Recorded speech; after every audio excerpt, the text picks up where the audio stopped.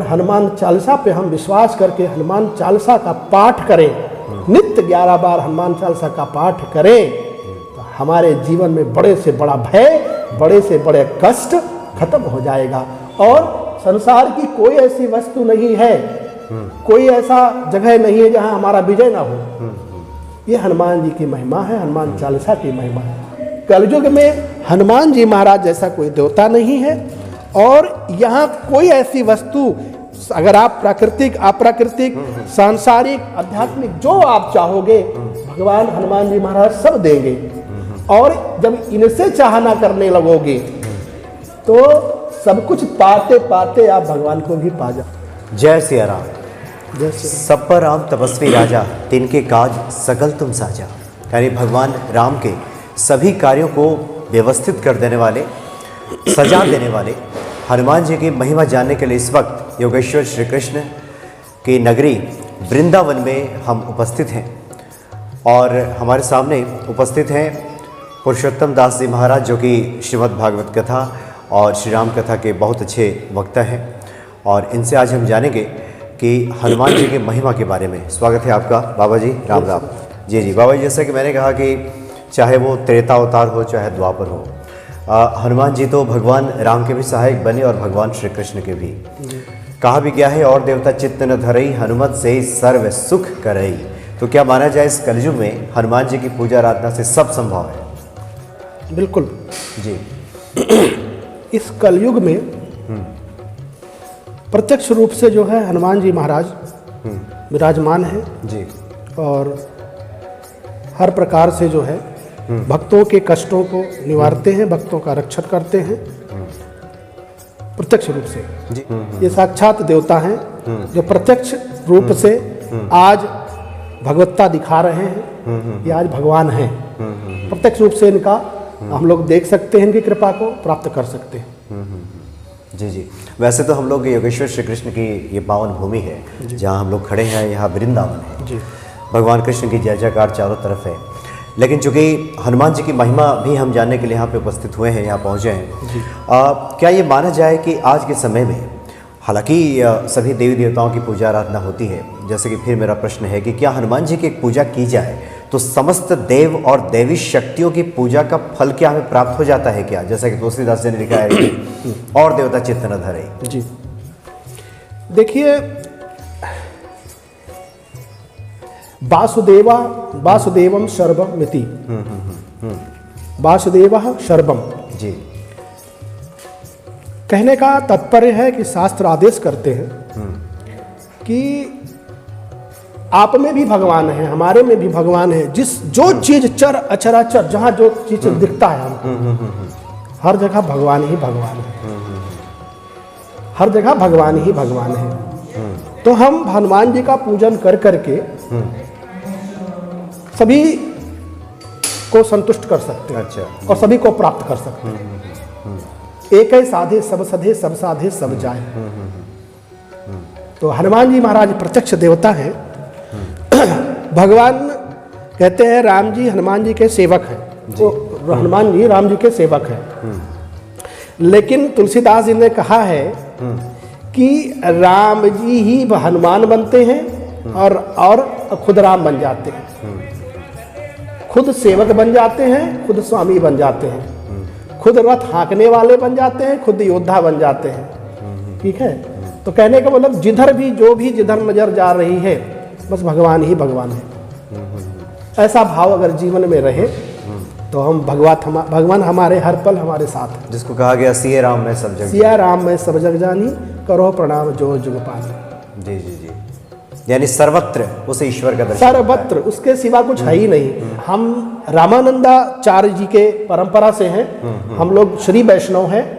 और जो है हमारे जो आचार्य हैं रामानंदाचार्य जी महाराज, जगत गुरु राम जी के अवतार हैं, अंश अवतार हुए। और उन्होंने जितने आचार्य इस संसार में आए हैं, जो 1500 ईस्वी में, जितने उसके आसपास में भक्ति युग कहा गया है, तो उसमें जितने भी आचार्य आए इस धरा पे, उसमें सबसे अधिक योगदान हमारे रामानंदाचार्य जी का रहा। और पूरे भारत में, यानी पूरे भारत का मतलब पूरा विश्व, भारत का मतलब आज तो लोग इधर उधर हो गए हैं। भारत का जब नाम आता है तो पूरे विश्व की बात होती है। वसुधैव कुटुंबकम, भारत का बात मतलब पूरे विश्व की बात हो रही है, ये बात समझना होगा। जी जी, चूंकि हमारी ये परिकल्पना ही रही है, हमारी परिकल्पना ही रही है, भारत का मतलब ही पूरा विश्व है, क्योंकि हमारी ऐसी परिकल्पना है, ऐसी सोच है, हमारे सब है और हम सबके हैं, ऐसी भावना है। तो हमारे रामानंदाचार्य जी ने यहाँ आकर के और अपने धर्म की झंडे को गाड़ा, और हमारे रामानंदाचार्य जी महाराज ने एक ही प्रचार किया कि जाति पाति पूछे नहीं कोई, हरि को भजे सो हरि को होई। भाव के बस में है भगवान, भाव बिना सब साधन झूठे, बिरथा सकल जहान। और भाव होए तो पाषाण में दिख जाए सुंदर श्याम। भाव के बस में है भगवान, भाव के बस में है भगवान। तो कहने का मतलब है भगवान को क्या प्रिय है? भाव। भगवान भाव के भूखे हैं, और उन्हीं का अंश होने के नाते जितने जीव हैं सब भाव के भूखे हैं। आपको भी भाव चाहिए, क्योंकि हम उन्हीं के संतान हैं, हम उन्हीं के अंश हैं, तो वो भी भाव के भूखे और हम भी भाव के भूखे। लेकिन कमी हमारे अंदर किस चीज की है? भाव की। तो अगर भाव हमारा अच्छा बन जावे तो फिर कुछ कमी ही नहीं संसार में। कलयुग में हनुमान जी महाराज जैसा कोई देवता नहीं है, और यहाँ कोई ऐसी वस्तु, अगर आप प्राकृतिक अप्राकृतिक सांसारिक आध्यात्मिक जो आप चाहोगे, भगवान हनुमान जी महाराज सब देंगे। और जब इनसे चाहना करने लगोगे तो सब कुछ पाते पाते आप भगवान को भी पा जाओगे। राम मिलाए राजपद दीन्हा, राम मिलाए राजपद दीन्हा, मतलब पहले आप राजपद के लिए ही इनके पास आओ तो राजपद भी देंगे और राम से भी मिला देंगे। ये इनकी महिमा है। अच्छा जी महाराज जी, चूंकि तुलसीदास जी ने दो जगह सुखों का भी जिक्र किया है, और देवता चित्त न धरे हनुमत से सर्व सुख करे, और सब सुख लहे तुम्हारी शरणा। अब कुछ हम जानना चाहेंगे, चूंकि जिस भौतिकवादी युग में हम लोग हैं, भाव शून्य तो समाज हो ही रहा है, आपने इस बात का भी जिक्र किया। हनुमान जी को शीघ्र कैसे प्रसन्न किया जाए कि जो हमारे चार पुरुषार्थ हैं, जो कि जोदायक फल चार कहा गया है, उन चारों के बीच में संतुलन बैठे, तो हनुमान जी की कृपा प्राप्त कैसे हो, इनको प्रसन्न कैसे? कहते हैं जी, हम लोग जो है हनुमान चालीसा के महत्व को नहीं समझते, बस सोचते हैं तो बस हनुमान चालीसा है। और तुलसीदास जी ने कहा है कि जो यह पढ़े हनुमान चालीसा, होई सिद्ध साखी गौरी सा। तुलसीदास सदा हरि चेरा, की जयनाथ हृदय महडेरा। तो हनुमान चालीसा पढ़ने पे, हनुमान चालीसा पढ़ने से, क्योंकि जिसमें हनुमान जी का सभी गुणों का बखान किया गया है, तो जब हम हनुमान चालीसा पढ़ते हैं तो हनुमान जी प्रसन्न होते हैं। और जब हनुमान चालीसा पढ़ेंगे तो भगवान शंकर प्रसन्न हो जाते हैं, है ना। और राम और सीता सहित हमारे हृदय में जो बैठे हैं राम और सीता, राम ही सीता है, सीता ही राम है, इनमें कोई भेद नहीं है। तो जब इनकी कृपा हो जाती है तो हनुमान जी की कृपा से जीव को राम सीता सहित मिल जाते हैं, इसके हृदय में है, उसके प्रकट हो जाते हैं। हर घट में मेरा साइया, खाली घटना कोय, बलिहारी उन घटन की, जा घट प्रगट हो। जब इसकी कृपा, जब हनुमान चालीसा की कृपा हो जावे, कलयुग में सबसे बड़ा जो क्षमतावान जो सिस्टम है भगवान का, अगर हनुमान चालीसा पे हम विश्वास करके हनुमान चालीसा का पाठ करें, नित्य 11 बार हनुमान चालीसा का पाठ करें, हमारे जीवन में बड़े से बड़ा भय, बड़े से बड़े कष्ट खत्म हो जाएगा। और संसार की कोई ऐसी वस्तु नहीं है कोई ऐसा जगह नहीं है जहाँ हमारा विजय ना हो।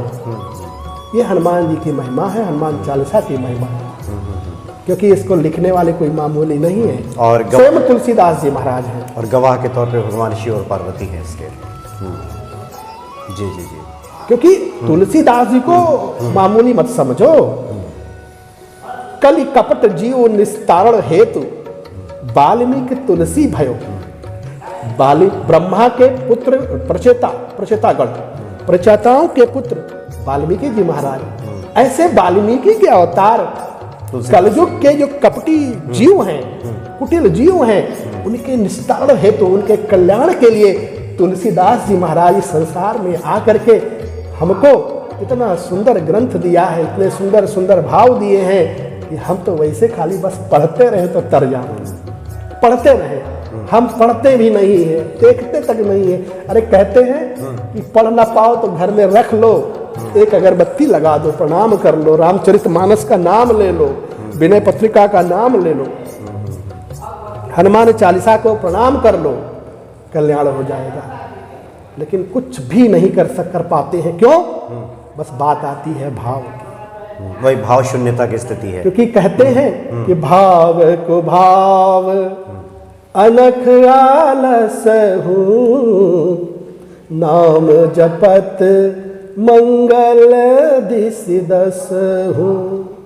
तो कहने का मतलब है भैया, जिधर भी देखोगे उधर बस भाव की महिमा है, और भाव का ही संसार है, भाव का ही परिवार है, भाव के भगवान है। जो संसार में जो भी दिखता है या जो भी हम करते हैं, बस सब भाव ही भाव है। और वही भाव की कमी है हमारे जीवन में। वो भाव कैसे प्रकट हो, यही हनुमान जी महाराज प्रकट करेंगे।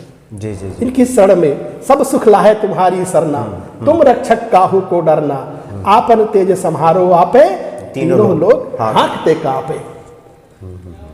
जी जी महाराज जी। यानी कि कोई भी भक्त, चूँकि जो सांसारिक लोग हैं उनकी बहुत सारी आवश्यकताएं होती हैं, बहुत सारा जीवन में संतुलन बिठाना होता है, तो वो सारे लोग हनुमान चालीसा का पाठ करें, हनुमान जी को भजें और भाव से भजें, भाव से, तो निश्चित तौर पे ये जो चारों फल की बात कही गई है उसकी प्राप्ति हो जाएगी। बिल्कुल। अच्छा महाराज जी, चूँकि आप लोग तो एक तरह से समाज को दिशा दिखाने वाले लोग हैं, आप तो यहाँ पे लगातार हैं, भगवान श्री कृष्ण यहाँ स्वयं विराजमान है, और हमने देखा कि नृत्य गोपाल दास जी ने इस मंदिर की स्थापना की है। जी।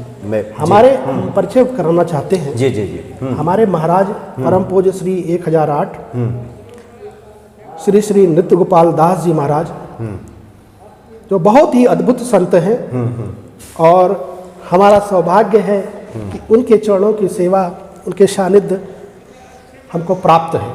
उनके सेवक हैं हम लोग, जो श्री राम जन्मभूमि तीर्थ ट्रस्ट क्षेत्र के अध्यक्ष हैं न्यास के, और हमारे कृष्ण जन्मभूमि न्यास के भी महाराज जी ही अध्यक्ष हैं। जी। उन्हीं की देख रेख में मंदिर निर्माण हो रहा है। हम लोग तो फूले नहीं समाते हैं कि हमारे महाराज जी की जो तपस्या थी वो फलित हो रही है, और मंदिर निर्माण चल रहा है। और हम लोगों को देख करके बहुत खुशी अनुभूति होती है कि हमारे महाराज जी के अगुवाई में मंदिर का निर्माण होने जा रहा है, और हो रहा है सब। बहुत जल्द जो है हम लोग रामलला विराजमान होंगे मंदिर में, और हम पूरी दुनिया आकर के रामलला के चरणों में मस्तक नवाएगी, नतमस्तक होगी और गौरवान्वित महसूस करेगी। अच्छा महाराज जी, एक आखिरी सवाल भी आपसे लेंगे। चूँकि आप अपने जीवन के अनुभव से, या आपको कभी ऐसा लगा हो कि वैसे तो ईश्वर की कृपा हम हर क्षण महसूस करते हैं अगर हमारे अंदर भाव हो, जैसा कि आपने कहा, आपको कभी ऐसा स्मरण में आया हो कि ये तो साक्षात ईश्वर की कृपा हुई है? ऐसा है भैया जी। हमने जीवन में जितनी बातें मैंने आपको बताई हैं, ये मैं कोई पढ़ी लिखी नहीं बताया हूँ। पढ़ने लिखने का विषय, कथा वार्ता का विषय अलग है। जी जी। जितनी बातें मैंने बताई हैं ये मेरे अनुभव हैं, और कुछ नहीं है। मैं अनुभव करता हूँ, बस जीवन में अनुभव ही जरूरी है। हम अनुभव का भी अनुभव करें कि हमें अनुभव क्या हुआ, अब वो उसका भी अनुभव करो कि कहाँ तक सत्य है, कहाँ तक झूठ है। और ये अनुभव से मैंने पाया, हमारे पास हमारे शिष्य लोग आते हैं, नाना प्रकार के कष्टों को बताते हैं। महाराज जी ऐसी बात है, महाराज जी ऐसी बात है। हमारे महाराज जी के पास भी लोग जाते हैं। हमारे महाराज साक्षात हनुमान जी के ही भक्त हैं, अवतार हैं। अच्छा अवतार हैं जी। अरे सूक्ष्म अवतार होंगे, जैसे इनकी जैसे कलयुग की ऐसे सिस्टम होती है, जो आवश्यकता होती है उतना भगवान अवतार तो हम लोग भी हैं, लेकिन विशेष कृपा पात्र हनुमान जी के। और हमारे महाराज जी भी कभी ये नहीं कहते महाराज जी हमको ये कष्ट है, कोई आया बोला ठीक है जाओ हनुमान जी के पास जाओ हनुमान जी को हनुमान चालीसा 11 बार पाठ सुना करके आओ, सब ठीक हो जाएगा। तो बस कबीर दास की एक ही दोहा याद आता है कि ना हम किया ना करेंगे, ना कुछ किया शरीर, जो कुछ किया वो राम ने, भया कबीर कबीर। तो कहने का मतलब है कि इस संसार में जी ये अनुभव बहुत जरूरी है कि ना हम कुछ कर रहे हैं, ना हमारा शरीर कुछ कर रहा है, बस करने वाला वही है, वही अंदर बैठ के करवा रहा है। सब ही नचावत राम, सब ही नचावत राम गोसाई। हम जो बोल रहे हैं, आप जो पूछ रहे हो, राम रूप में आप पूछ रहे हो और राम रूप से मैं आपको जवाब दे रहा हूं, मैं कुछ हूं ही नहीं। यही जीवन की सच्चाई है और यही अगर जीव मान ले सारे कष्टों से निवृत्त हो जाओ।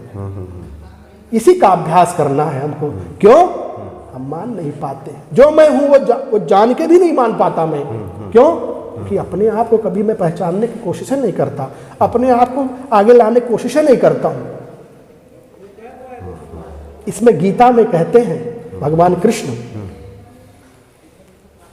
कि स्वधर्मे निधनम श्रेया पर धर्मो भयावह।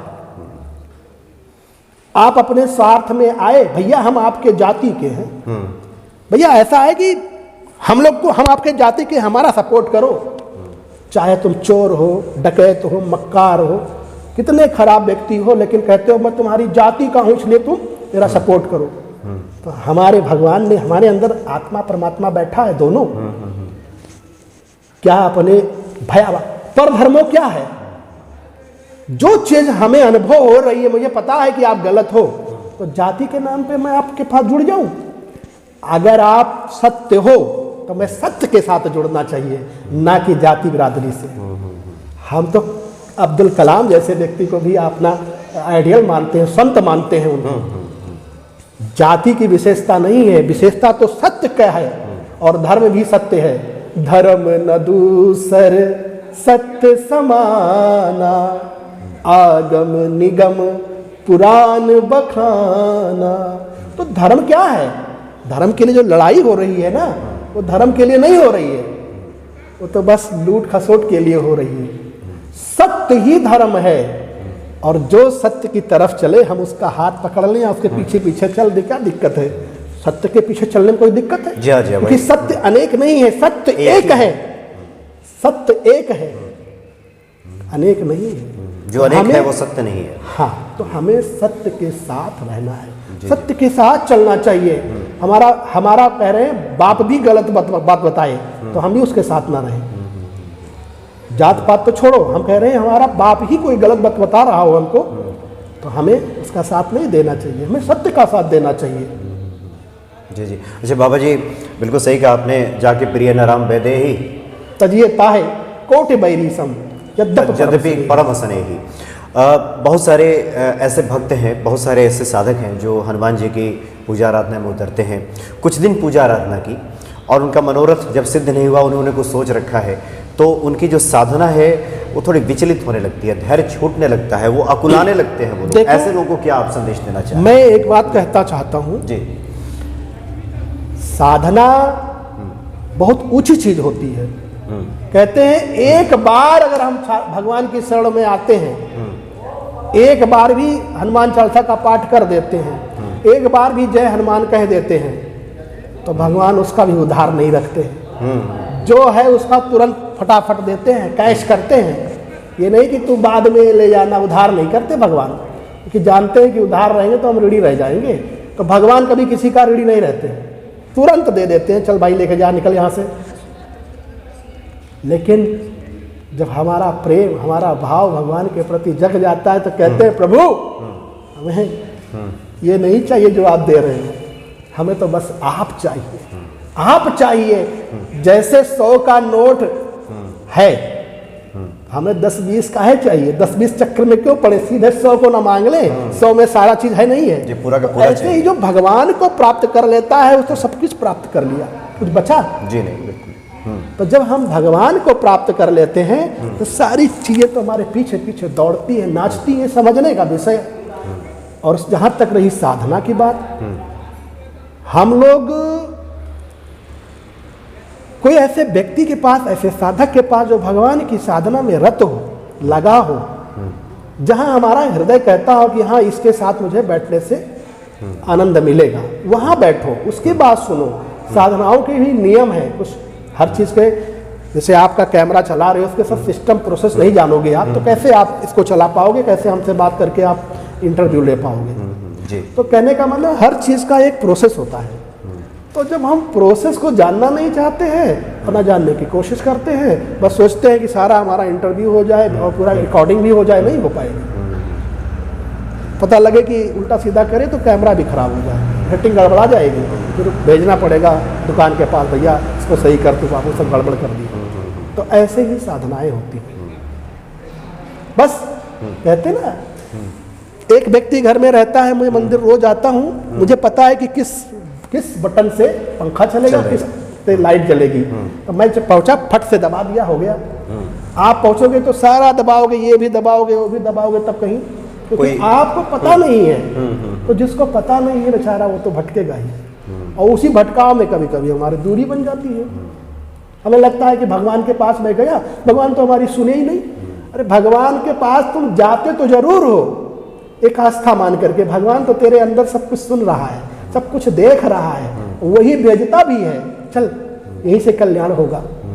लेकिन हम इस संसार में पढ़ के, इस संसार में संसारिक लोग हैं ना, संसार में नेगेटिव लोग बहुत है बात करने के लिए।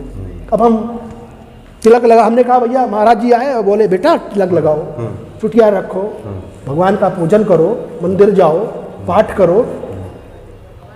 तिलक लगा के गया, किसी ने कहा भैया अरे यार क्या यार पुराने जमाने वाली बात कर रहे हो, है तिलक हटा दो। अब हमारा विश्वास पूर्ण नहीं था, हमारा भाव बहुत अच्छा नहीं था, तो हटा दिया। हमने कहा यार सही कह रहे हैं, हटाओ। इसका साइंटिफिक रीजन है, हमारे मन में शांति बनी रहती है, एकाग्रता बनी रहती है तिलक लगाने से। यही तिलक लगाया जाता है मेन पोजीशन पे, कंट्रोल में रहता है। जी जी। सबके अपने अपने महत्व हैं, वो तो बहुत बड़ी लंबी चौड़ी बात है। तो कहने का मतलब है कि प्रोसेस में हमें आना पड़ेगा, बिना प्रोसेस में आए हमारा कल्याण नहीं हो पाएगा। यानी साधना पथ पे टिक करके और जो प्रक्रिया है उस साधना में आगे बढ़ने के लिए, और सबसे बड़ी बात तो आपने पहले ही बता दिया कि भाव चाहिए, भगवान तो भाव के ही भूखे हैं। और बहुत अच्छी आपने ये भी बात बता दी कि ये तो बिल्कुल माने हुई प्रैक्टिकल बात है कि हर आदमी भी भाव का भूखा है, हर आदमी भाव ही तो चाहता है। तो इसी तरह से भगवान भी भाव के भूखे हैं, और उस भाव के साथ हनुमान जी को भजा जाए तो निश्चित तौर पे हनुमान जी कल्याण करेंगे। और सबसे बड़ी बात है, हमें सिर्फ भगवान में ही भगवान नजर नहीं आने चाहिए, सब में, हर जिधर देखो हमारा भाव जिस दिन ऐसा हो जाए कि आप, भाव ही तो की बात है भाई, भाव से मुझको भजो तो भाव से बेड़ा पार है। भाव का भूखा हूं मैं, भाव ही बस सार है, भाव से मुझको भजो तो भाव से बेड़ा पार है। भाव वाले भक्तों का भगवान पर भी भार है, तभी तो यहाँ पर ब्रह्म का होता अवतार है। यहाँ दौड़ दौड़ के क्यों भगवान आते हैं, कभी कृष्ण बन के आते हैं, कभी राम बन के आते हैं, कभी परशुराम बन के आते हैं, कभी बुद्ध बन के आ जाते हैं, कभी मछली बन जाते हैं, कभी कछुआ बन जाते हैं। क्यों आते हैं? भक्तों का भाव, भक्तों के कल्याण के लिए आते हैं। जी जी जी। तो भाव जिधर देखो, जिधर नजर जाए भगवत भाव से नजर आवे, आपकी भक्ति चल रही है। भक्ति कोई अलग चीज नहीं है कि मंदिर में जाओ बैठो बहुत ज्यादा माले करो, नहीं। जब भाव आपका बदल जाए तो माला तो अपने आप होता है। हर क्षण वो, हर क्षण सुमिरन तो भाव पे विशेष ध्यान देना है। जी जी जी। भाव पे विशेष देना है। भोजन बना रहे हो ठाकुर जी के लिए बना रहे हैं, भगवान के लिए बना रहे हैं। नौकरी कर रहे हो परिवार के लिए, परिवार भी तो उन्हीं का है। भाई हमारी पत्नी थोड़ी है, पत्नी भी हमारी है तो, लेकिन भगवान, जब हम भगवान के तो सब भगवान के हैं। हमारे बच्चे भी भगवान के, हमारी पत्नी भी भगवान के, हमारा घर भी भगवान का, हमारा बैंक बैलेंस भी भगवान का, सब कुछ जिधर देखो बस भगवान को देखने का। भगवान को छीनते थोड़ी है, भगवान खाली सूंघते हैं।